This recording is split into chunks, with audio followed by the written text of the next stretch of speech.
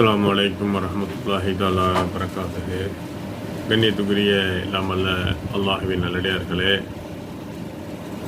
அல்லாஹுடைய இந்த மார்க்கத்தை வாழ்க்கை நெறியாக ஏற்றிருக்கின்ற நாம், குறிப்பாக மறுமை வாழ்க்கை நம்புகின்ற நாம், இந்த நம்பிக்கையினுடைய எண்ணத்தோடு, அந்த நம்பிக்கையை செயல்பாட்டோடு நம்முடைய வாழ்க்கையை கழிக்கின்றோமா, நம்முடைய வாழ்க்கையை நகர்த்துகின்றோமா என்பதை சிந்தித்து பார்க்க வேண்டும். அல்லாஹ் சுப்ஹானஹு வ தஆலா இந்த உலகத்தை அல்லாஹ் எப்படி கண்காணிக்கின்றான், எப்படி ஒவ்வொரு உயிரினங்களுடைய செயல்பாட்டையும் அல்லாஹ் நுணுக்கமாக பார்க்கின்றானோ என்பதை நாம சரியா விளங்கிக் கொள்ள வேண்டும். அல்லாஹ் திருமறை குர்ஆன்ல சொல்லுகின்றான், இந்த பூமியில் உள்ளவையும் கடலில் உள்ளவையும் அனைத்துமே அல்லாஹ் அறிகின்றான். இந்த உலகத்தில் உள்ள ஒரு மரத்தினுடைய கிளையை, ஒரு மரத்தினுடைய இலை கீழே விழுவதாக இருந்தாலும் அவன் அறியாமல் முடியாது. வீட்டில ஒரு மரத்தை நம்ம வச்சிருக்கின்றோம். அந்த மரத்துல ஒரு நாளைக்கு எத்தனை இலை கீழே விழுது, எத்தனை இலை புதுசாக முளைக்குது, உருவாகுறதுன்னு நம்மளால கண்டுபிடிக்க முடியாது. நம்ம அப்படி கண்காணிக்க வேண்டும்னா 3 முயற்சி பண்ணலாம். அதுல தோல்விதான். அதை நம்ம அந்த முயற்சி பண்ணாலும் கூட தோல்விதான் அடைவோம். ஆனால் உலகத்துல அந்த சராசரத்திலும் எத்தனை லட்சோப லட்சம் மரங்கள் இருக்கின்றதோ, எத்தனை மில்லியன் கணக்கான மரங்கள் இருக்கின்றதோ, எந்த மரத்திலே ஒரு இலை விழுவதாக இருந்தாலும், அதுல உருவாவதாக இருந்தாலும், அதுல உதிர்வதாக இருந்தாலும், புதுசாக உருவாவதாக இருந்தாலும், அல்லாஹுடைய நாட்டம் இல்லாமல், அவனுடைய கண்காணிப்பு இல்லாமல், அவன் அறியாமல் அது நடக்காது, முடியாது என்பதை தான் அல்லாஹு சொல்கின்றான். அப்ப அல்லாஹுடைய கண்காணிப்பை பற்றி அல்லாஹு திருமறை குர்ஆனிலே பேசுகின்றான். அல்லாஹ் சொல்லுகின்றான், ஒரு கடுகினுடைய விதை, கடுகு பொடுசா இருக்கும், அந்த கடுகினுடைய விதை அதை விட பொடுசா இருக்கும் ஒரு கடுகினுடைய விதை இந்த உலகத்தில், இந்த பூமியில் எங்கேயாவது ஒரு மூலையில், ஒரு மூளை முடுக்கல, வானத்தில் ஏதாவது ஒரு ஓரத்தில், ஏதாவது ஒரு பாறைக்குள்ளே கிடைந்தாலும் அல்லாஹ் அதை கொண்டு வருவான் என்று அல்லாஹ் திருக்குர்ஆனிலே சொல்கின்றான். இந்த உலகத்திலே எந்த ஒரு ஓரத்திலே ஒரு கழுகனுடைய விதை இருந்தாலும் அவனுடைய பார்வையை விட்டு தப்பாது, அவனுடைய பார்வையை விட்டு தப்பிக்க முடியாது. அவன் கண்காணிப்புக்கு அப்பால்பட்டவைகள் இல்லை என்று அல்லாஹ் குர்ஆனிலே சொல்கின்றான். அப்ப அல்லாஹுடைய கண்காணிப்பு இந்த உலகத்தில் எந்த ஒரு செயல்பாடும் ரகசியமாக செய்தாலும் சரி, பகிரங்கமாக செய்தாலும் சரி, நாளை மறுமையில் அல்லாஹு அதை அம்பலப்படுத்துவான், அதை கொண்டு வருவான். அல்லாஹுடைய கண்காணிப்பை விட்டு இந்த உலகத்தில் எதுவும் தப்பாது என்று இந்த எண்ணத்தோட, இந்த நம்பிக்கையோடு, அந்த நம்பிக்கையோடு கூடிய இறைச்சத்தோடு நம்மளுடைய வாழ்க்கையை அமைத்தால் நம்மளுடைய வாழ்க்கை எப்படி இருக்கும்? மறுமையை நம்புகின்ற இஸ்லாமிய சமூகத்திட்ட போய் இருக்கிறதா? இப்படி மறுமையை பற்றி, இப்படி அல்லாஹ்வுடைய கண்காணிப்பை பற்றி இப்படி வணங்கி இருக்குமா? அல்லாஹ் இப்படி திருக்குர்ஆனிலே மனிதர்களை கண்காணிப்பதை பற்றி அல்லாஹ் பேசுகின்றான். ஒவ்வொரு மனிதனுடைய கழுத்திலையும் பதிவேட்டை நாம் தொங்கவிட்டு இருக்கின்றோம். நாளை மறுமையிலே அதை புத்தகமாக வெளியாக்குவோம். அந்த புத்தகத்தை, அந்த பதிவேட்டை உலகத்தில் அவன் வாழ்ந்த, அதாவது 60 வருஷ வாழ்க்கை, உலகத்தில் அவன் 80 வருஷ செயல்பாட்டை நாளை மறுமையிலே அது புத்தகமாக பார்ப்பான். அல்லாஹ் சொல்றான், உன் பதிவேட்டை, உன்னுடைய வாழ்க்கையின் செயல்பாட்டை நீயே படி, நீயே வாசி. உன் செயலை, உன் பதிவேட்டை இந்த உலகத்தில் நீ வாழும் பொழுது உன்னுடைய அந்த வாழ்க்கையை படிப்பதற்கு நீயே போதுமானவன் என்று அல்லாஹ் சொல்லுவானாம். பள்ளிக்கூடத்தில் ஆசிரியர் மாணவரை கண்காணிக்கிறார், எதிரில் உட்கார்ந்து இருக்காரு. அந்த ஆசிரியர், டீச்சர் அந்த வாத்தியார் முன்னால உட்கார்ந்து இருக்கும் போது இருக்கிற மாணவர்களுடைய செயல்பாடு எப்படி இருக்கும்? வாத்தியார் உட்கார்ந்து இருக்கிறாருப்பா, டீச்சர் உட்கார்ந்து இருக்கிறாரு, சரியா இருக்கணும் சொல்லி அவனுடைய நடவடிக்கை ரொம்ப அழகாக இருக்கும். தவறுகள் இருக்காது, தப்பு இருக்காது, பாடத்தை கவனிக்காத தன்மை இருக்காது. இதே ஆசிரியர் இல்ல, ஒரு அரங்கம், ஒரு பள்ளிக்கூடம், ஆசிரியர் கீழ் ரூம்ல இருக்கிறாரு. ஆனா இந்த பள்ளிக்கூடத்துல, இந்த அரங்கத்திலே, இந்த பள்ளிக்கூடத்தில் வளாகத்திலே கண்காணிக்கின்ற சுத்தி கேமராக்கள் இருக்கிறது, கண்காணிப்பு கேமராக்கள் இருக்குது. இங்க நடக்கிற எல்லா காட்சிகளையும் பதிவாகி கீழே இருக்கிற ஆசிரியர் அந்த கண்காணிப்பிலே உள்ள ரூமுக்கு செல்கிறது. அவர் நமக்கு முன்னாலே இல்லாவிட்டாலும் நமக்கு கீழ் ரூமிலே இருக்கிற அந்த கேமராவிலே பதிவாகி இங்க நடக்கிறத எல்லா செயலையும் பார்க்கிறாரு என்கின்ற எண்ணம் இருந்தால் அப்போதும் அவர்கள் நடவடிக்கை எப்படி இருக்கும்? சரியா தான் இருக்கும். தப்பு இருக்குமா? எதிரில் வாத்தியார் இல்லப்பா, இல்ல கேமரா இருக்குது, எதிர எளிதில் அந்த இதில் போட்டுருவான், கேமரா இருக்கு, ரொம்ப கவனம். எதிரில் இல்லாவிட்டாலும் இங்கே இருக்கிற எல்லா காட்சிகளும், எல்லா செயல்பாட்டையும், நம்முடைய எல்லா நடவடிக்கையும் கீழே இருக்கிற நம்முடைய வாத்தியார், நம்முடைய சார், நம்முடைய டீச்சர் பார்க்கிறாங்க. அப்படிங்கிறதுக்காக அவனுடைய செயல்பாடுகளில் கரெக்டா இருக்கும், அவனுடைய நடவடிக்கைகள் ஒழுக்கமாக இருக்கும்.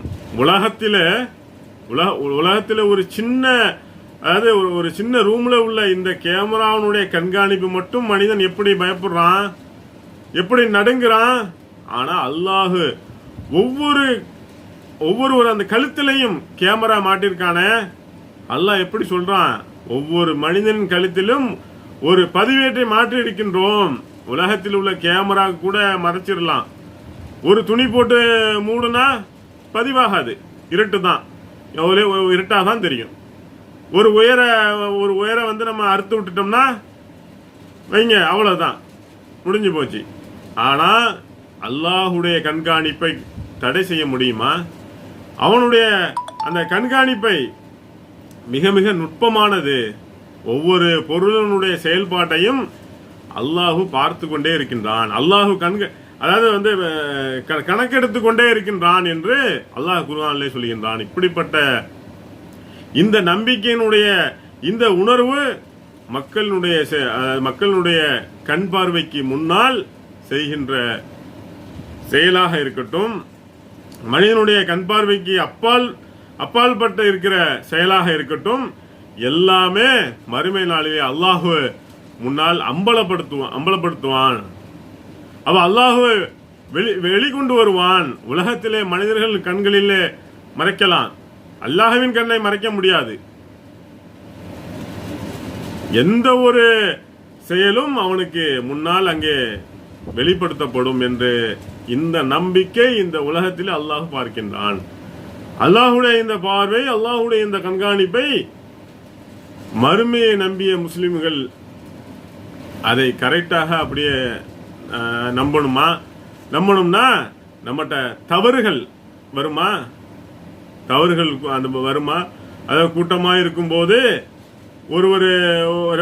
ஒருவரற்ற இருக்கிறது பயம், தனியே சென்ற பிறகு அந்த பயம் அற்று போகுது என்று அப்படி தனியே செல்கின்ற போதும் அல்லாஹு பார்க்கின்றான் என்கின்ற சிந்தனை, அல்லாஹு நம்மை கவனிக்கின்றான்.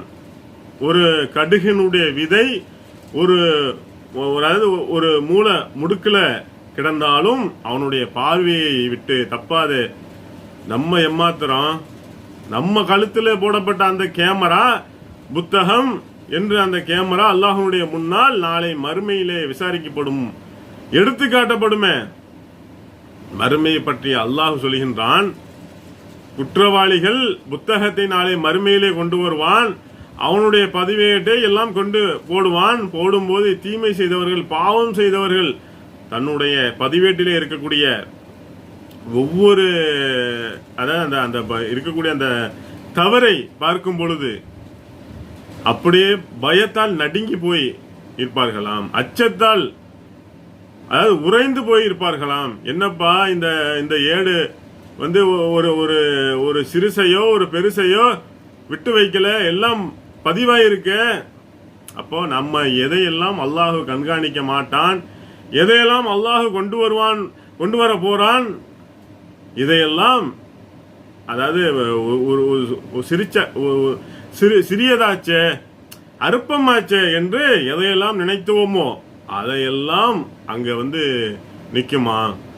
ஒரு சிறுசையோ பெருசையோ இந்த ஏடு விட்டு வைக்கல, எல்லாத்தையும் அல்லாஹ் கொண்டு வந்து விட்டானே என்று கை செய்தப்பட்டவனாக, குற்றவாளியாக தன்னுடைய குற்றத்தை, தன் தீமைக்கு, அந்த தீமையை, தன் கெட்ட செயலை அவனுடைய ஏடு, அவனுடைய புத்தகத்திலே பதிவேற்றத்திற்கு, அதாவது அதை பார்த்துவிட்டு அப்படியே பயத்தால் அஞ்சி போயிருப்பான்.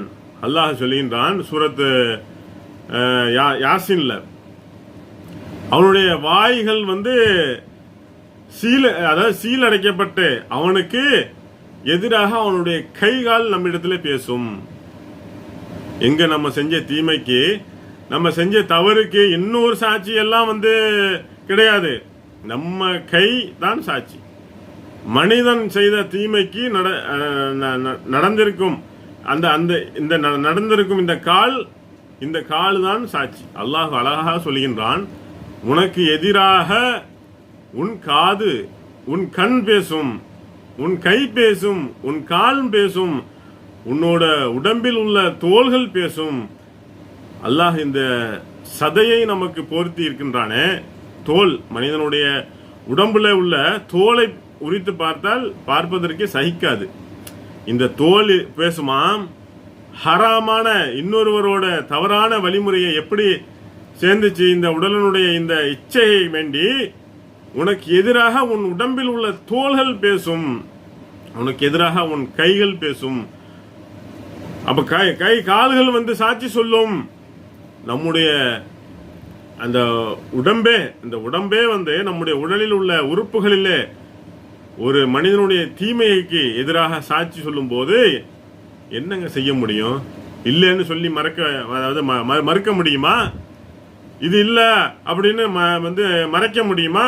ஓடவே முடியாதுங்க. ஓடவும் முடியாது, ஒளியவும் முடியாது, தாவவும் முடியாது, தப்பிக்கவும் முடியாது.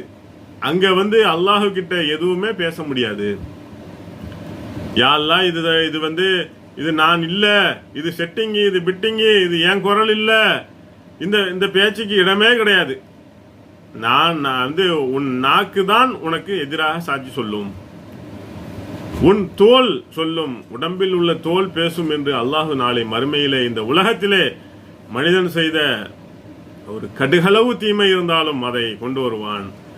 அதற்கு அவன்தான் சாட்சி, அவனைத்தான் அல்லாஹு சாட்சியாக வைப்பான். இப்படிப்பட்ட இந்த மறுமை நாளை பற்றி அல்லாஹு திருக்குர்ஆனில் நிறைய சொல்கின்றான். அந்த தீமையை பார்த்து, அதாவது நடுநடுக்கத்தில் அவங்க நடக்கிற ஒவ்வொரு செய்தியும் அல்லாஹ் குர்ஆனிலே சொல்கின்றான். அல்லாஹ் ஒரு சம்பவத்தை அப்படியே சொல்றான். ஒரு கர்ப்பிணி பெண் தன் வயிற்றிலே சுமந்ததை ஈன்றெடுத்து விடுவாள். அந்த அந்த அதாவது அந்த மறுமை நாளுடைய விசாரணை நாள் இருக்கு, அல்லாஹ் விசாரிக்கிறான்ல. அதாவது ஒரு பைக்கில் போகும்போது என்ன நினைக்கிறான், டிராஃபிக் போலீஸ் நிற்கிறான், அங்கே பார்த்துட்டு இங்கே கைகாலம் நடுங்குது. ஆஹா மறைச்சிட்டானே, என்னடா செய்யறது? நடுராத்திரியில் வீட்டில் சப்போஸ் ஒரு போலீஸ்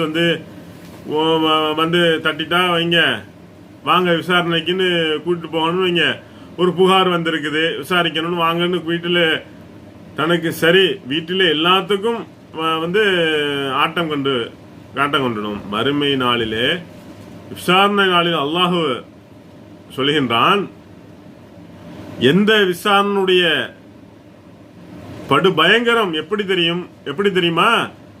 கர்ப்பிணி பெண், அந்த கர்ப்பிணி பெண் தன் வயிற்றிலே உள்ளதை பெற்றெடுத்து விடுவாள். நீங்க ஒரு நாளை அட்லீஸ்ட் ஒரு அதாவது கூட்டிக்கிட்டு போவான் ஒரு போலீஸ் ஸ்டேஷனுக்கு. காவல்துறை அதிகாரிகள் ஒரு 4 பேரும் என்ன செய்வாங்க, முதல்ல போன உடனே ஆடையை கழட்டுவாங்க, உள்ளாடையை உட்கார வைப்பாங்க, உள்ளாடையோடு குத்த வச்சு உட்கார வச்சிருப்பாங்க. முதல்ல ஒருத்தனை கூப்பிட்டு லாடம் கட்டுவாங்க. எப்படி லாடம் கட்டுவாங்க? இந்த 3 பேரும் அந்த 3 பேரும் பார்க்குற மாதிரியே லாடம் கட்டுவான். மறைமுகமாலாம் வந்து அடிக்க மாட்டான். அவனும் என்ன செய்யணும்? கலக்கத்தை ஏற்படுத்தும். அப்பதான் அவனுங்களுக்கு கலக்கத்தை ஏற்படுத்தும். அவனை அப்படியே படுக்க போட்டு காலையும் கையையும் வந்து கட்டி அடிக்கிற லத்தியால, லத்தி இருக்கும், லத்தி வந்து இரும்பால, அதாவது இரும்பு ராடால அடிக்கும் போது அவன் வாங்குற அடியில அலறல சத்தத்துல இருக்கிற 3 பேருமே என்ன செய்வான்? யூரின் போயிடுவான். இங்க நடுங்கிடும். அப்படியே ஆடையோடு என்ன செய்வான்? அடியை பார்க்கும்போது ஆடையோட உச்சா போயிடுவான். அந்த பேண்ட் அந்த சாரத்துல அவன் வந்து யூரின் போயிட்டே இருக்கும். அப்ப அங்க அடிக்கிற அடி இங்க என்ன செய்யும்? கலக்கத்தை ஏற்படுத்தும், பயத்தை ஏற்படுத்தும். அப்படிப்பட்ட கலக்கம் தெரியுமா? இதயம் தொண்டை குழியை அடைக்கும். ஒரு மனுஷனுக்கு கடுமையான துக்கம் வந்தா சொல்லுவோம்ல, துக்கம் வந்து தொண்டை அடைச்சிருச்சு என்போம். துக்கம் எப்படி? அதாவது அந்த கவலை தொண்டை அடைக்குமா? அல்லாஹ் சொல்றான், இவன் அந்த அல்லாஹுடைய விசாரணையை பார்த்து விட்டு, அந்த விசாரணையுடைய தண்டனையை பார்த்து விட்டு, உலகத்திலே ஒவ்வொரு மனிதனும் தான் செஞ்ச தீமையை அடையாளத்தை பார்த்து விட்டு, அந்த நாளினுடைய பயங்கரத்தை பார்த்து விட்டு, இவன் நிலை என்னவா? இதயம் தொண்டைக்குழியை அடையும். தொண்டைக்குழியை அடைஞ்சவுடன் அது அப்படியே மென்று முழுங்குவான். அந்த பயங்கரம் எப்படி? நான் ஒரு கர்ப்பிணி, உலகத்திலே மிகப்பெரிய வலி. அதாவது அந்த கர்ப்பிணி அதானங்க ஒரு மனிதனுக்கு படுகின்ற வேதனையிலேயே உச்சகட்டமான வேதனை. செத்து பிழைத்து விடுவார்கள். கடுமையா அதாவது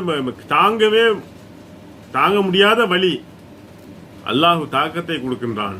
அந்த வலி அப்படிப்பட்ட உச்சகட்டமான அந்த வலி தெரியாதான்? வயிற்றிலே உள்ளதை ஒவ்வொரு கர்ப்பிணியும் தன் வயிற்றிலே உள்ள சுமந்ததை பெற்று எடுத்து விடுவாள், ஈண்டு எடுத்து விடுவாள். அதுக்கு கூட அவளுக்கு தெரியாது. அது கூட அவளுக்கு தெரியாதான். உழைக்கணும், அதாவது வந்து விழுந்துடணும், அந்த பயத்திலே உள்ளது. அந்த பயத்திலே மக்கள் எல்லாம் அந்த பயத்திலே நடுக்கத்திலே போதை வயப்பட்டதாக இருப்பார்கள். ஆனா போதைக்குள்ள பொருளோ சாப்பிடுக்க மாட்டான். அப்படியே பித்து பிடிச்ச மாதிரி, போதை ஏற்பட்ட மாதிரி. ஏன்னா அல்லாஹ்வுடைய தண்டனை கடுமையானது. அதை வந்து சேர்த்து சொல்றான் அல்லாஹ். அவனுடைய தண்டனை, அவனுடைய பிடி மிக கடுமையானது என்று செய்தி அல்லாஹ் திருக்குறானிலே சொல்கின்றான். கண்ணியமிக்க அல்லாஹ்வின் நல்லடியார்களே, இந்த நாளை, இந்த உலகத்தினுடைய இந்த வாழ்க்கையை பிறகு அல்லாஹ் மறுமையிலே விசாரிக்க, அந்த விசாரணை நாள் நம்முடைய உலகத்திலே வாழ்ந்த வாழ்க்கை, அதாவது அத்தனை செயல்பாட்டையும் அல்லாஹ் விசாரிப்பானே. அந்த விசாரிக்கிற அந்த நாள்ல இந்த உலகத்தினுடைய நம்முடைய வாழ்க்கையின் தரம் எப்படி வந்து இருக்கிறது? இந்த ஒரு குற்றத்தை சில அற்பமானதாக நினைக்கின்றோமே, அது கூட கொண்டு வந்து விடுவேன் என அணு அளவு அந்த காரியத்தை கூட அல்லாஹ் என்ன செய்ய மாட்டான்? அநீதி இழைக்க மாட்டான். நியாய தீர்ப்பு நாளினுடைய அதிபதி அந்த நாளில் யாருக்கெல்லாம் இந்த உலகத்தினுடைய, அதாவது உலகத்தில் அநீதி இழைக்கப்பட்டதோ, அதாவது அவங்களுக்கு நியாயம் கிடைக்கும், யாருக்கெல்லாம் அக்கிரமம் செய்யப்பட்டதோ அந்த அக்கிரமத்திற்காக முடிவு கிடைக்கும். அல்லாஹ் குர்ஆனிலே சொல்லுகின்றான்.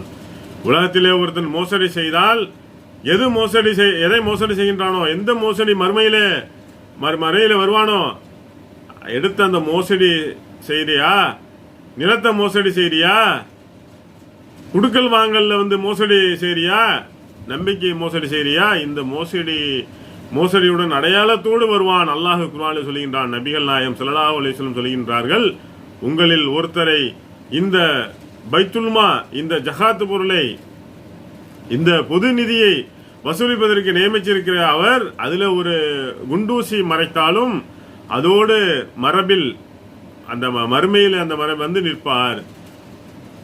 இந்த குண்டூசியில் அந்த குண்டூசியை கையில வச்சுக்கிட்டு வருவாராம். குண்டூசி என்னங்க பெறும்? ஒரு யாரை வந்து அல்லாஹ்வுடைய தூதர் வந்து நியமிச்சாங்களோ சஹாபாக்களை சொல்றாங்க. சபையிலே ஒரு ஒரு ஒரு ஒரு ஒரு கருப்பு சஹாபி, அந்த சஹாபி அப்படியே எழுந்திருக்கிறாரு. யார சொல்லலாம், நீங்க எனக்கு கொடுத்த இந்த பொறுப்புல நான் வந்து ராஜினாமா பண்ணிடுறேங்கிறாரு. என்ன விட்டுருங்க, இந்த பொறுப்பில் இருந்து என்னங்க, இந்த பொறுப்பில் இருந்தா என்னங்க இப்படி சொல்றீங்க அப்படின்னு ரசூல்லா கேட்குறாங்க.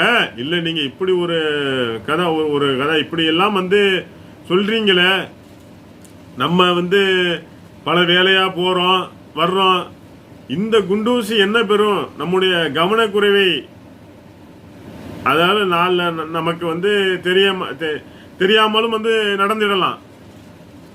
இது என்ன வந்து அற்பமாச்சே, நாளை மறுமையிலே நான் வந்து குற்றவாளியா நிக்க வேண்டாம், யார சொல்லலாம், என்னை விட்டுடுங்க அப்படின்னு அவரு சொன்னா. அல்லாஹுடைய தூதர் சொல்றாங்க, அப்ப நீ இந்த வேலையில மறுபடியும் நீடிப்பதற்காக வேண்டி நீ இந்த வேலையை விட்டு போய்விடக்கூடாது என்பதற்காக வேண்டி நான் பூசி முலகலாம் மாட்டேன். இதுதான் உண்மை, இதுதான் சத்தியம், இப்படிதான் நாளை மறுமையிலே வந்து இந்த உலகத்தில் குண்டூசி அளவு மோசடி செய்தாலும் மறுமையிலே வருவாய் என்று நபிகள் பெருமானார் ஸல்லல்லாஹு அலைஹி வஸல்லம் அவர்கள் சொல்கின்றார்கள். உமர் இப்னு ஹத்தாப் ரலியல்லாஹு அன்ஹு அவங்களுடைய வாழ்க்கையை எடுத்துக்கொள்ளுங்கள். அல்லாஹுடைய தூதருடைய மறைவுக்கு பிறகு, அபூபக்கர் ரலியல்லாஹு அன்ஹுவுடைய ஆட்சிக்கு பிறகு உமர் பின் ஹத்தாப் ஆட்சி நடக்கின்றது. அல்லாஹுடைய தூதர் அந்த காட்டிய சிறந்த ஆட்சியை, அற்புதமாக அந்த ஆட்சியை, மக்களுக்கு அள்ளி கொடுக்கின்ற ஆட்சியை, நியாயமான ஆட்சியை, நிதானமான ஆட்சியை, அப்படிப்பட்ட இந்த ஆட்சியில கடைசியாக இறுதி கட்ட நிகழ்வுகளை புகாரியிலே பதிவாக்கப்பட்டு இருக்கிறது. தொழுகையிலே நிற்கிறாங்க. தொழுகை இமாமாக நிற்கும் பொழுது ஒரு அடிமை உமர் பின் ஹத்தாபை கொல்லுவதற்காக வருகின்றார். அதாவது அந்த சப்புக்குள்ளே உள்ள நுழைஞ்சு உமர் அலி அவர்களை கத்தியால் ஓங்கி குத்தி அப்படியே அந்த அந்த ரத்தத்தை கலடி விடுகிறார்கள். எடுத்துவிட்டு அந்த மக்கள் அப்படியே தள்ளி கொண்டு நிறைய அந்த பேர்களை தாங்கி விட்டு செல்கிறார்கள். அப்படியே குத்தி அந்த குத்தோட உமர் பின் ஹத்தாபு அவர்கள் வந்து தொழுகையில நிக்கிறாங்க. முடியல அவங்களால. ஏன்னா வந்து உடனே பின்னால உள்ள அப்துல் ரஹ்மான் அவுஃபர் அலி அவர்கள் என்ன அப்படியே முன் சப்புக்கு வந்து அவர்களை தொலை வைத்துவிட்டு அப்படியே அவர்கள் கீழே அமருகின்றார்கள். அப்துல் ரஹ்மான் அவுஃப் சொல்றாங்க, நான் சின்ன சூறாவையே, குறுகிய சூறாவே ஓதி தொழுகையை முடிச்சேன். அதுக்கு ஒன்றும் உயிருமாக கிடக்கிறாங்க, ரத்தம் ஓடுது. அவர்கள் அப்படியே தூக்கி அவருடைய வீட்டிற்கு செல்கின்றோம். சஹாபாக்கள் சொல்கிறார்கள், அவர்களை குத்தப்பட்ட அந்த கத்தி குத்தி இருக்குது, அது அவருடைய உயிர் பிழைக்க வாய்ப்பு இருக்குதா, அதிலே மரணிச்சு விடுவாங்களா அப்படிங்கிற நாங்க சோதனை செஞ்சோம். எப்படி சோதனை? பேரிச்சம்பழத்தை நல்லா அரைச்சி அவங்க வாயில வந்து என்ன செஞ்சோம், ஜூஸ் மாதிரி கொடுக்கின்றோம். தண்ணி அந்த சாறு மாதிரி கொடுக்கின்றோம். அது குடிச்சா அந்த தண்ணி சாறு அப்படியே வயிற்றிலே வந்து உள்ள அந்த தொண்டைக்குள் இறங்கி கத்தி குத்துப்பட்ட ஓட்டையில இருந்து அப்படியே மலமலன்னு வெளியே வருது. உண்ணுகின்ற உணவு நிற்கக்கூடிய அந்த தன்மை இல்ல. பைப்பை திறந்தா விட்டா மாதிரி ரத்தத்தோட ரத்தமாக பேரிச்சம்பழத்தினுடைய சார் கலந்து வந்து எது அது ரத்தம், எது பேரிச்சம்பழத்தினுடைய சாருன்னு தெரியல எங்களுக்கு. பிறகு பால் கொடுத்தோம். பால் அவர் வாயில ஊத்த போனோம்னா பால் அப்படியே பாலாகவே ஊத்துன மாதிரியே வெளியே வருது. அப்பதான் நாங்க முடிவுக்கு வந்தோம், உமர் அலி அவர்கள் பிழைக்க வாய்ப்பு இல்லை. ஏன்னா உண்கின்ற உணவு, குடிக்கிற அந்த பானம், வயிற்றுக்குள்ளே நிற்கக்கூடிய அந்த ஸ்டாப்பை இல்லை, ஏதோ அருந்து போச்சு. குடல் அறுக்கப்பட்டு உணவு குழாய் துண்டிக்கப்பட்ட நிலையில மரண தருவாயிலே இருக்கின்றார்கள் உமர் அலி அவர்கள். சஹாபாக்கள் கூடி இருக்கிற சஹாபாக்களை ஒருத்தர் சொல்றாரு, உமர் அலி அவர்களை பார்த்து கவலைப்படாதீங்க, அவங்க வேதனையிலே அழுகிறாங்க, வழியிலே அழுகிறாங்க, கவலைப்படாதீங்க.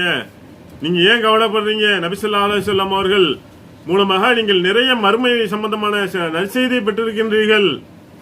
அல்லாஹ்வுடைய தூதர் சொன்னாங்களே, நிறைய செய்தி சொன்னாங்களே.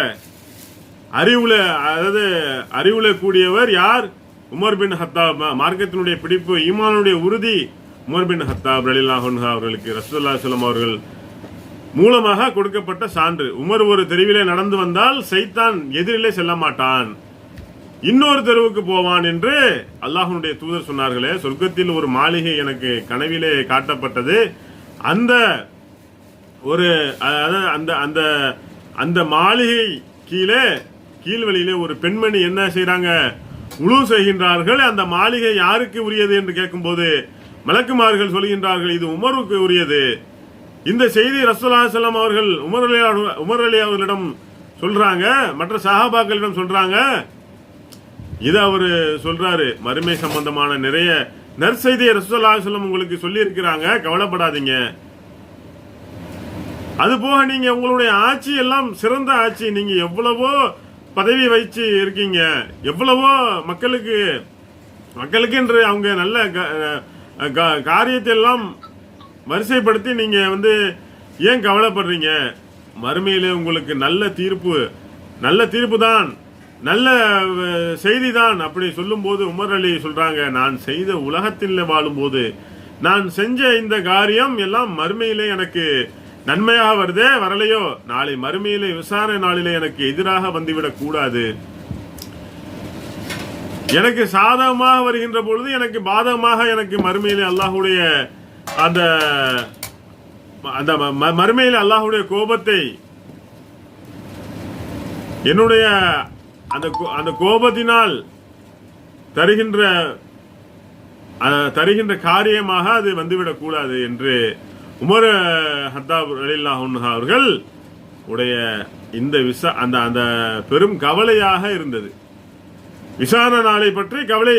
கண்ணியமிக்க அல்லாஹ்வின் நல்லடியார்களே, அல்லாஹ் திருக்குர்ஆனிலே சொல்கின்றான், நெருக்கடியும் பயங்கரம் நிறைந்த இந்த நாளை நாங்கள் பயப்படுகின்றோம். உலகத்திலே நம்முடைய எல்லா செயல்பாடும் நம்முடைய வாழ்க்கையை, உண்மையான ஒரு முஸ்லிமனுடைய வாழ்க்கை உலகத்தில் எப்படி இருக்கும்னு இந்த நாளை பயப்படுகின்ற வாழ்க்கையாக இருக்கணுமா? நீங்க அதாவது தொழுகின்றீர்களா, நோன்பு வைக்கிறீர்களா, சகாத்து கொடுக்கிறீர்களா, உங்க வீட்டுல திருமணம் கொடுக்கல் வாங்கல் பண்றீங்களா, உங்களுடைய எல்லா நடவடிக்கையும் உள்ளத்தில் என்னென்ன நெருக்கடியும் பயங்கரமா அந்த நாளை பயப்படணும். அந்த நாளினுடைய பயம் வந்துட்டா இந்த உலகத்தில் வாழ்க்கை தூய்மையாக சரியாகும். நெருக்கடியும் பயங்கரமும் நிறைந்த இந்த நாளை பயப்படுகின்றோம். அந்த பயத்துக்காக தான் இந்த உலகத்தில் அல்லாஹுக்கு இஹ்லாஸாக நாங்கள் நடக்கின்றோம், கொடுக்கின்றோம். அல்லாஹ் சொல்கின்றான், இப்படி அவனுடைய வாழ்க்கை அமைந்தலால மறுமை நாளை பயந்து உலகத்தினுடைய வாழ்க்கையை தூய்மையாக ஆக்கி கொண்டதால இந்த நெருக்கடி நாளில் இருந்தும் அல்லாஹு அவர்களை காப்பாற்றினான். முகமலர்ச்சி மகிழ்ச்சியும் அல்லாஹ் வழங்கினான். உலகத்திலே அவர்கள் சகிப்புத்தன்மையோடு பெருமையோடு அல்லாஹ் கொடுத்த பிரச்சனைகளை, தொல்லைகளை சகிப்புத்தன்மையோடு தாங்கி கொண்டு வாழ்ந்ததனால் அவர்களுக்கு சொர்க்கத்தினுடைய பட்டையையும் நாம் பரிசாக கொடுக்கின்றோம் என்று அல்லாஹ் சொல்கின்றான்.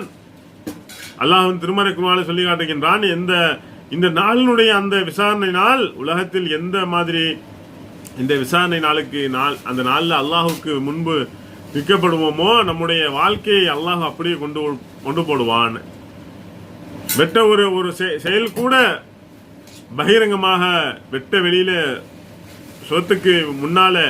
சோத்துக்கு பின்னால மனிதனுடைய கண்ணுக்கு பின்னால் எந்த ஒரு காரியமும் அல்லாஹுடைய பார்வையை விட்டு தப்பாது. அப்போ அங்கே நாம சமர்ப்பிக்கும் போது, கொடுக்கும் போது, நிப்பாட்டும் போது அந்த விசாரணை நாள்ல நம்ம தப்பிக்கின்ற அளவுக்கு நம்முடைய வாழ்க்கையினுடைய அமைப்பு, நம்முடைய வாழ்க்கையினுடைய தூய்மை இருக்குதா, நம்முடைய வாழ்க்கையினுடைய செயல்பாடுகள் இருக்குதா அப்படின்னு சிந்திப்பதற்காக வேண்டும். இஸ்லாமிய சமுதாயத்திலே இன்னைக்கு அப்படிப்பட்ட ஒரு உணர்வு, அப்படிப்பட்ட ஒரு நம்பிக்கை, அப்படிப்பட்ட ஒரு நம்பிக்கையோடு இருக்குதா? நம்ம கிட்ட ஏதோ வந்து ஏதோ அல்லாஹ் கவனிக்கிற நினைச்சுக்கிட்டு இருக்கோம், அவ்வளவுதான்.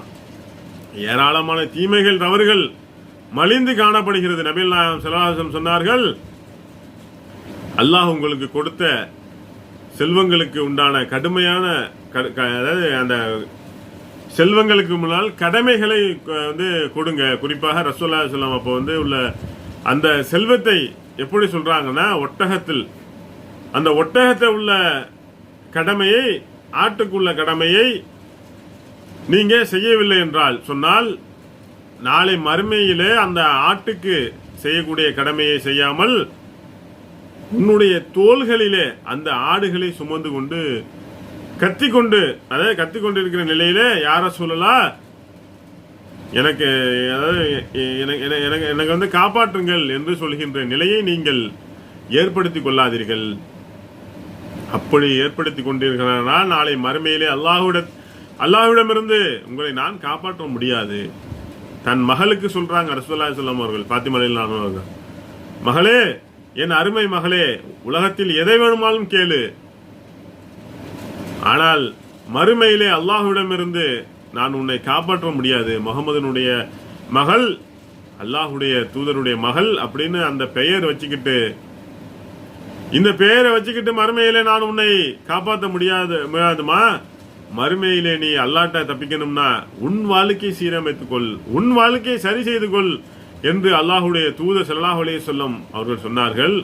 அப்படி அந்த மறுமை நாளிலே விசாரணை, அந்த விசாரணை நாளை நோக்கி நம்முடைய பயணம் எப்படிப்பட்டது, அந்த நாளைக்கு அஞ்சுகின்ற மக்களாக, அதை உலகத்திலே வாழும்போது இந்த நாளை நினைத்து கொண்டு அல்லாஹ் நம்மளை வந்து பார்க்கிறான், கண்காணிக்கின்றான், ஒவ்வொரு செயலையும் அவன் வந்து உன்னிப்பாக பார்க்கின்றான். அப்படி ஒரு நினைப்போடு நாம வாழ்க்கையை அமைச்சோம்னா நம்ம கிட்ட தவறுகள், தீமைகள், பொய், பிராடு செஞ்சு இல்லைங்கிறது, செஞ்சதை வந்து இல்லைங்கிறது, இல்லாததை இருக்குங்கிறது, இது போன்ற, அதாவது இருக்கிற என்கின்ற இது போன்ற காரியங்களில் நம்முடைய அந்த வாழ்க்கையை வராத அல்லாஹ் வந்து அன்பு பெற்ற வாழ்க்கையாக மாறும். அப்படிப்பட்ட வாழ்க்கையாக நம்முடைய வாழ்க்கை மாறும் என்று சொல்லி என்னோட உரையை நிறைவு செய்கின்றேன். வாஹிர தாவானா அல்ஹம்துலில்லாஹி ரபில் ஆலமீன். அஸ்ஸலாமு அலைக்கும் வரஹ்மத்துல்லாஹி தஆலா வபரகாத்துஹு.